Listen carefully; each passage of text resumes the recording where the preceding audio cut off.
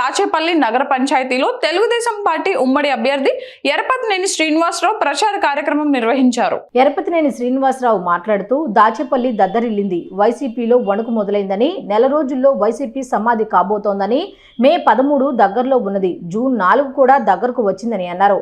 మాచర్లలో ముఖ్యమంత్రి జగన్మోహన్ రెడ్డికి కూడా ఇంతమంది జనం రాలేదని, కానీ ఈ రోజు దాచేపల్లి నగర పంచాయతీలో టీడీపీ, జనసేన, బీజేపీ నాయకులు, కార్యకర్తలు ప్రభంజనం సృష్టించారని అన్నారు. మంచివారికి అంతా మంచే జరిగిద్దని, అందుకే వరుణుడు కూడా మన వైపే ఉన్నాడని, చెడ్డ వైసీపీకి వారికి చెడ్డ రోజులు మొదలయ్యాయని అన్నారు.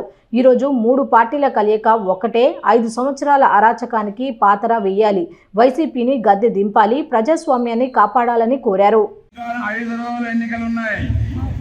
ఈ 5 రోజులు చాలా బాగా కష్టపడండి, బ్రహ్మాండంగా పనిచేయండి. గురజాల నియోజకవర్గంలో తెలుగుదేశం, జనసేన, భారతీయ జనతా పార్టీ కూటమి అభ్యర్థిగా మీ అందరి ఆశీస్సులతోని 7వసారి పోటీ చేస్తున్నాను. గురజాల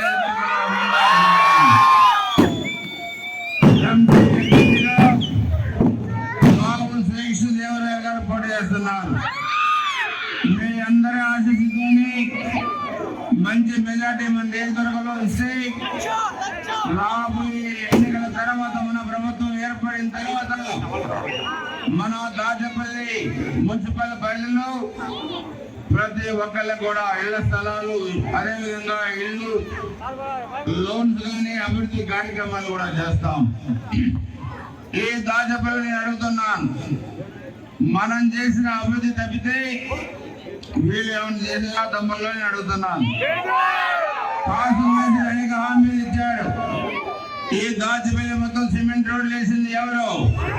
సత్య నిర్మాణానికి నిధులు ఇచ్చింది మనం, మసీదు నిర్మాణానికి నిధులు ఇచ్చింది మనం, బైపాస్ రోడ్ వేసింది ఎవరు?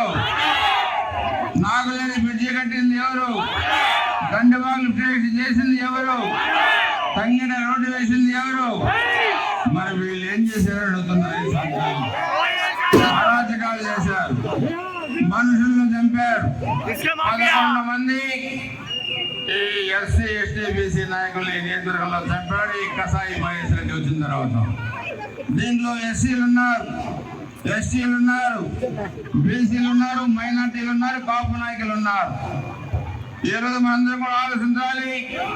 8 మంది చిన్న పిల్లలు వీళ్ళు చేసిన అక్రమమైన గొంతుల పడి కూడా చనిపోయారు.